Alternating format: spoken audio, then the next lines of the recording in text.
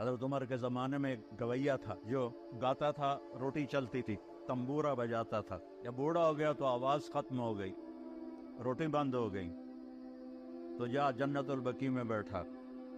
یا اللہ، آواز تھی تو چولہا جلتا تھا، روٹی چلتی تھی، اب آواز گئی ہے تو روٹی بھی گئی ہے، بھوکا ہوں، تیرے سامنے آیا ہوں. اب یہ اللہ کی محبت میں نہیں آیا، یہ بھوک تو آیا، روٹی تو آیا.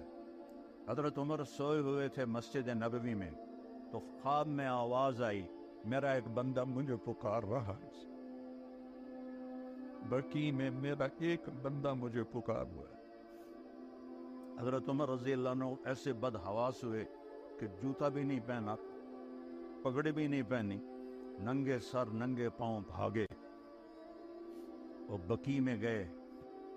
جب وہ قدموں کی آواز آئی تو وہ بوڑھے نے دیکھا تو حضرت عمر بھاگے ہوئے آ رہے، تو وہ بھاگ پڑا.